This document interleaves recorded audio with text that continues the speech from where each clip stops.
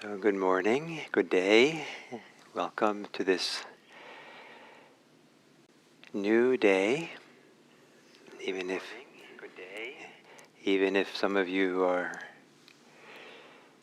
on evening time zone, the idea that every day is new. We wake up to discover what's new overnight. It's a kind of ancient tradition that we wake up anew to something, a new world. And today the topic is aspiration, and it belongs to a family of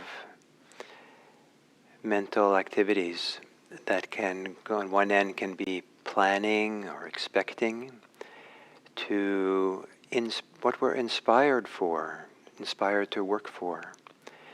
Somewhere in the middle of that, maybe intention is the midpoint of that family, if it's a kind of a range spectrum.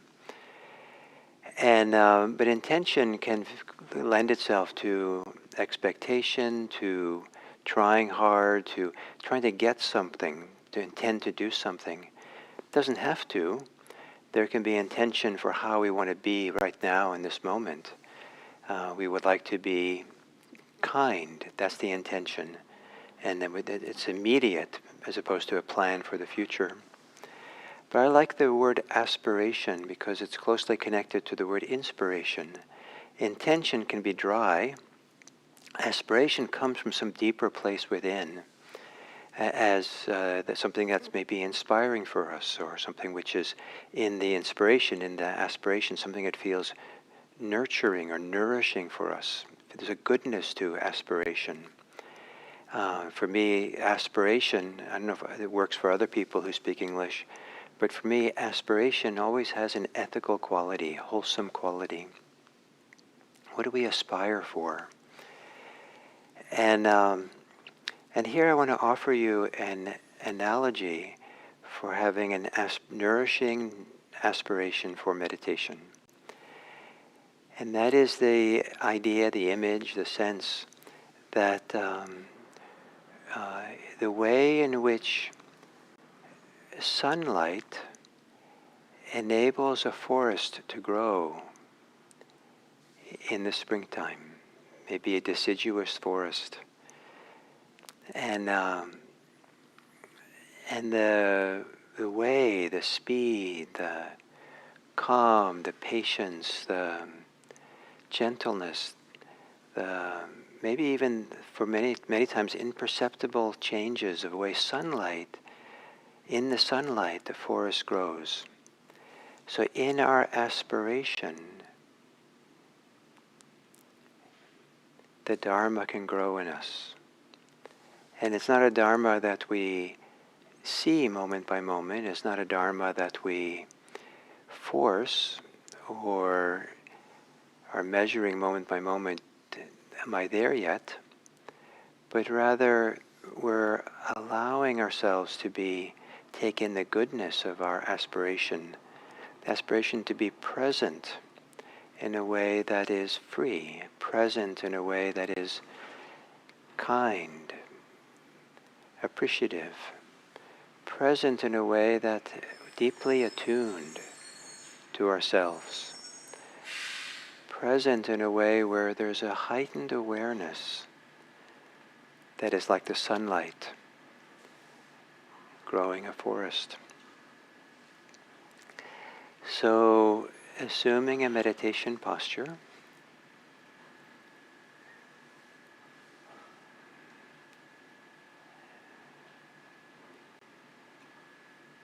and becoming aware of yourself here and now, sitting in a particular place at this time.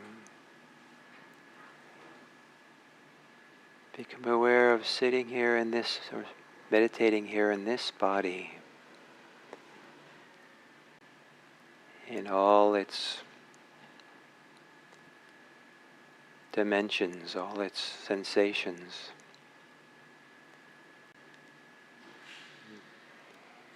If it's comfortable for you, you can close your eyes.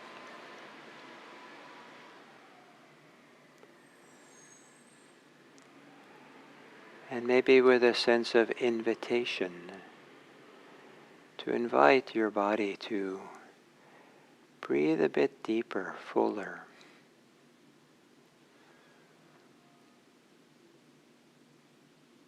To exhale a bit longer, relaxing as you exhale.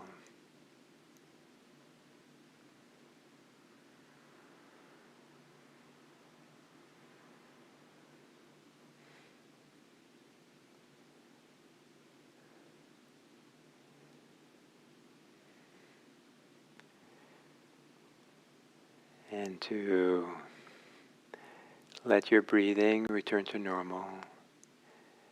But on the exhale, letting your attention roam around your body, finding places to relax, to soften in your body.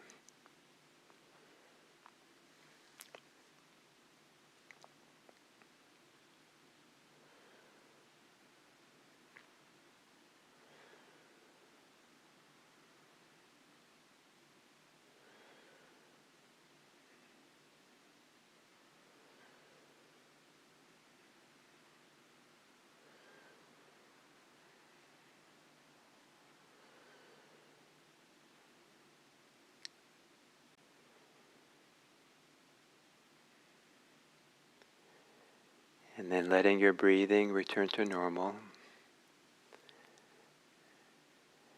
And consider an aspiration for being here present in meditation, mindful, that has an inspiration for you, one that doesn't excite you, but one that enlivens you, inspires you with a kind of calm presence of sunlight on a forest.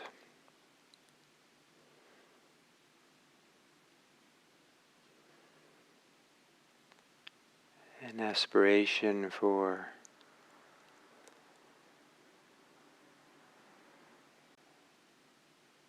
an appreciative awareness,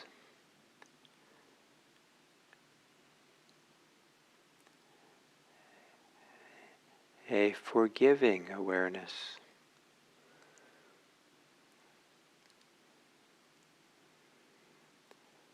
maybe a kind or loving, caring awareness.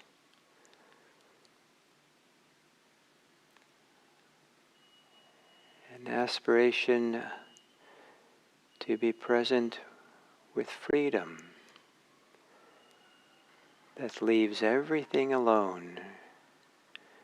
Whatever we're aware of, we give it its freedom. Freedom from our own clingings and aversions and judgments. Aspiring to bring freedom to all things.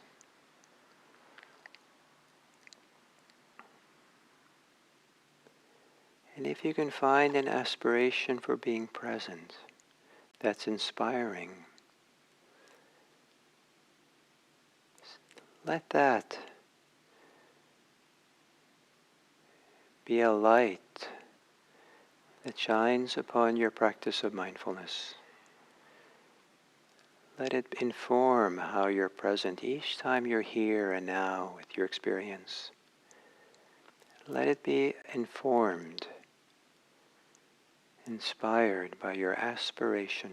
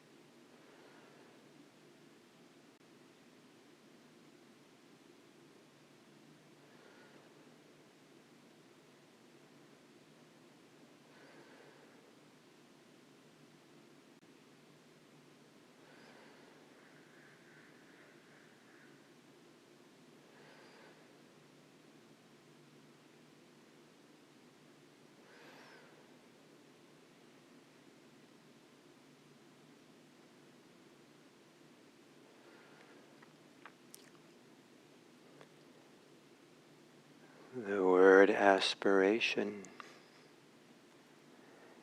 and inspiration come from the Latin words for breathing, like respiration. May every breath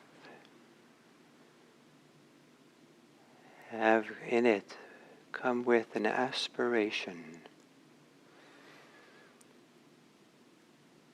that helps you to grow your practice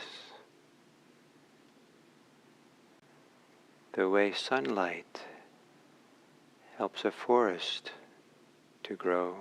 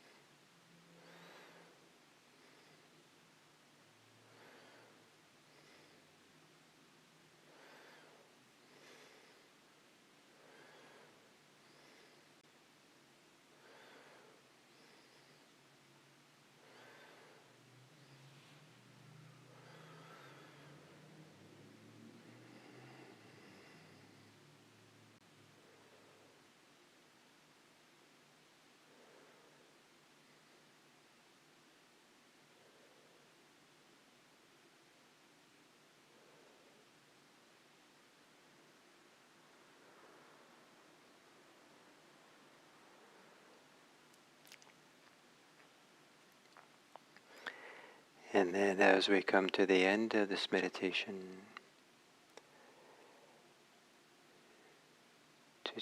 to change your aspiration, to aspire for the welfare and happiness of the world, of others, to somehow turn yourself inside out, so your care and your mindfulness takes in the people, the beings around you,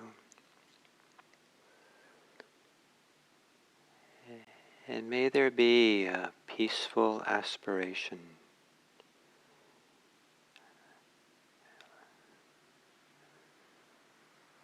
that's like sunlight, an early morning light,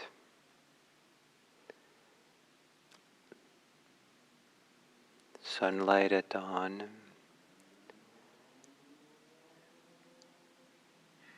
that awakens and spreads goodness and care into the world, aspiring for the welfare and happiness of all. May all beings be happy. May all beings be safe. May all beings be peaceful. May all beings be free.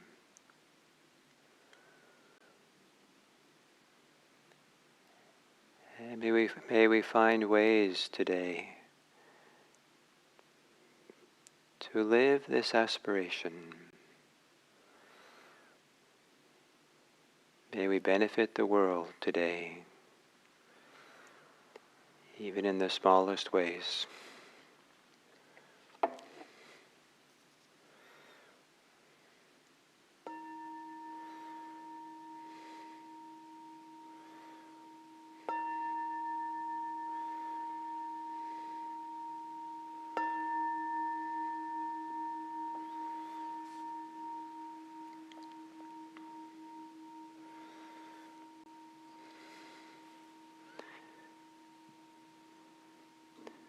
Thank you.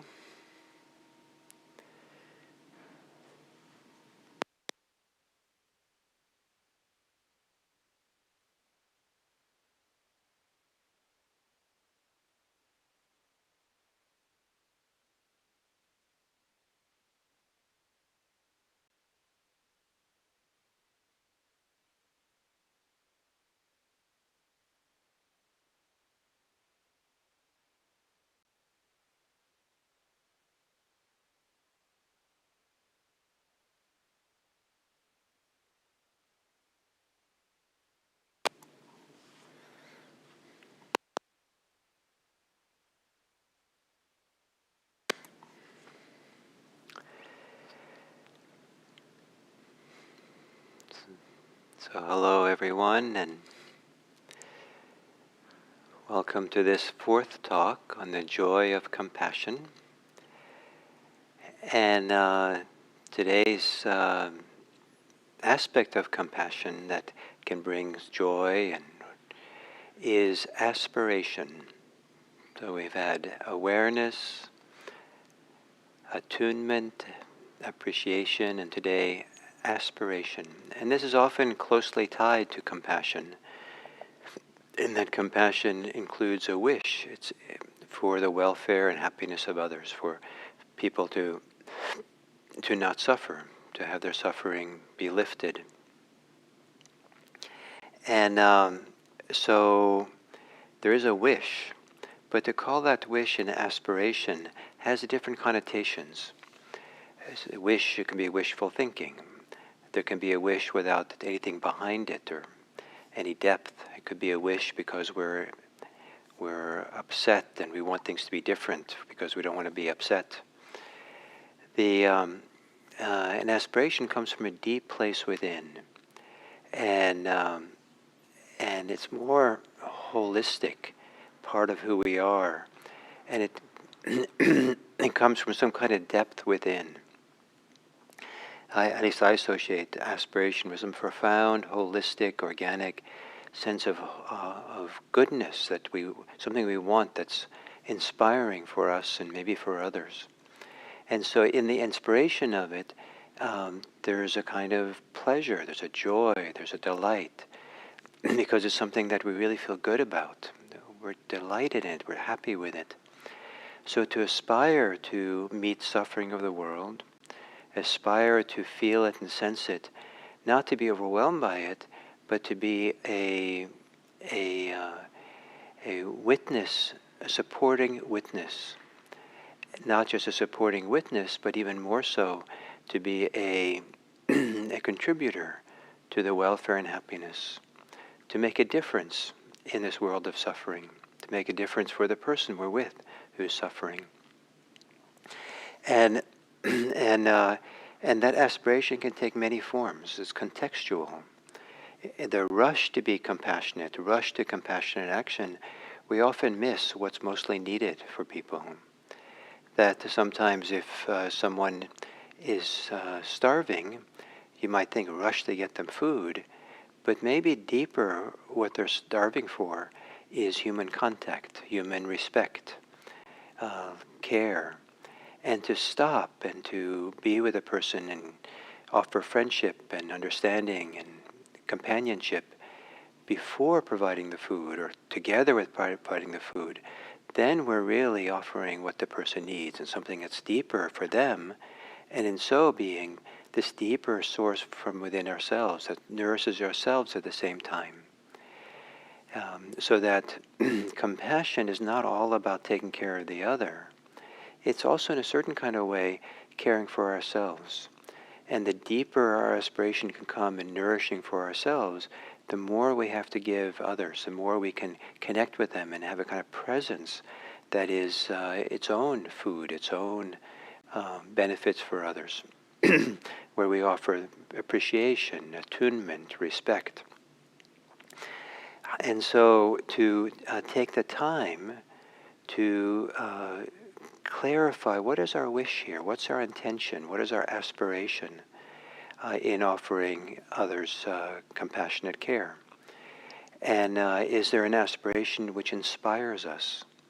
Simply the wish to give people food might be good, it might be a little bit inspiring, but it's kind of, I think of it a little bit more closer to something like the surface of the situation, and to offer some deep human connection where we feel safe, where we feel inspired by the connection that we can establish, then we are nourished.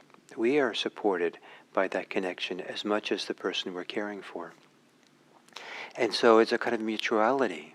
Aspiration kind of, from this deep place, brings a mutuality of benefit, mutuality of love or care or respect, of benefit to everyone.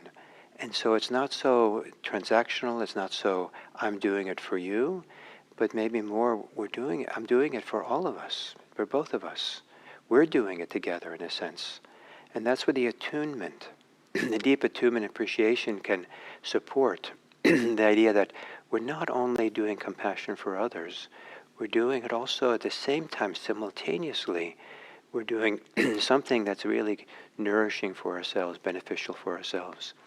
That's the potential of compassion, wholesome compassion, that we benefit from it as well.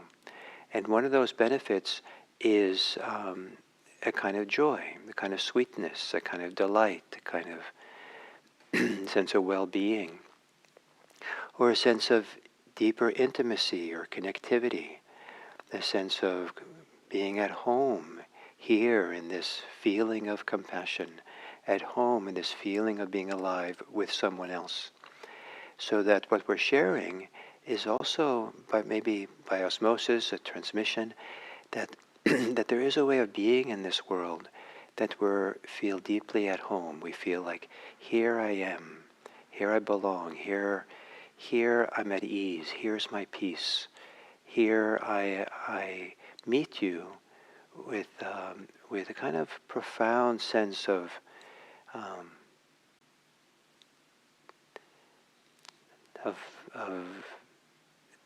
belonging, of freedom, of peace, here and now, without any anxiety or without any needing it to be different.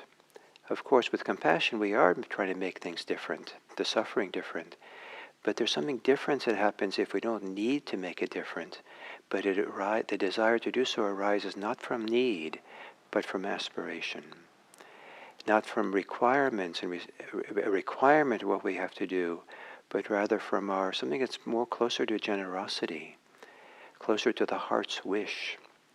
Of course we do this. And so aspiration is a very important part of compassion. And it's much more than just a desire. And giving some care, some attention to our aspiration, to our intention, so that we get the most benefit out of it. So, for example, if we simply want to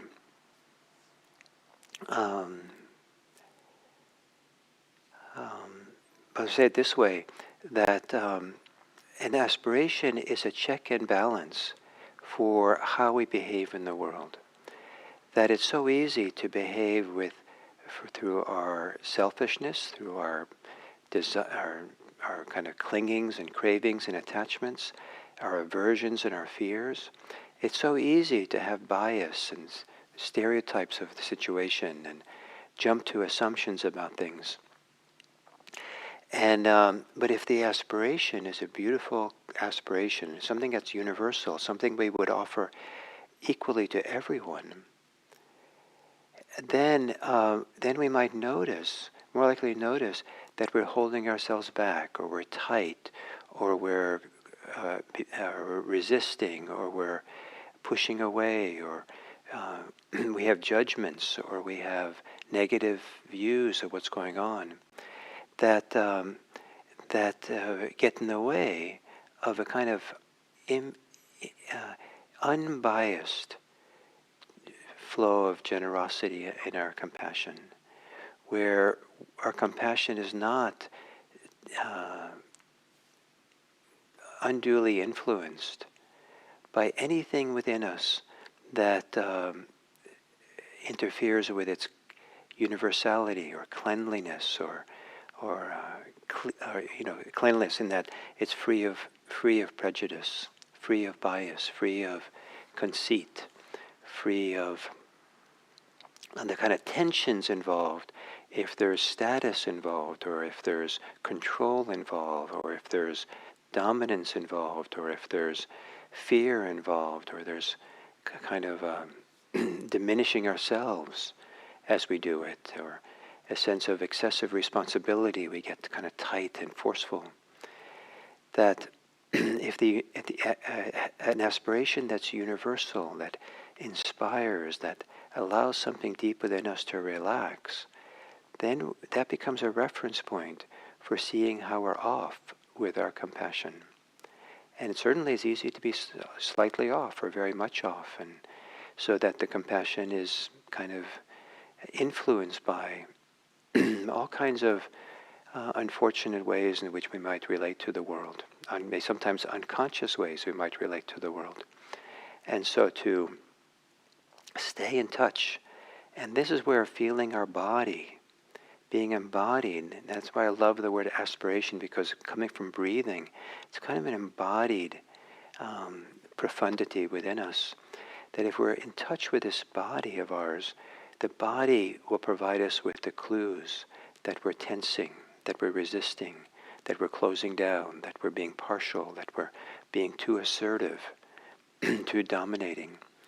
The body is expressed in all these little micro muscles we have, and to feel and sense these operating becomes a check and balance, becomes a protection of our compassion, so it can remain coming from aspiration.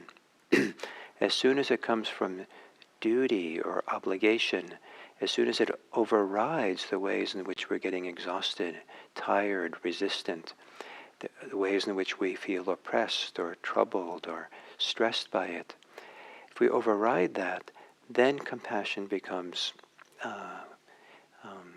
it's not sustainable. It becomes exhausting, it becomes stressful, it becomes kind of can even become unhealthy for us. So some people have compassion fatigue, some people who are wonderfully compassionate people, but they're going about their compassion in very difficult circumstances in life that it has a long-lasting legacy of stress or of anxiety, fear, of grief that kind of builds slowly, imperceptibly over time because of the tremendous challenge to which, the human challenges to which we're bringing our compassion.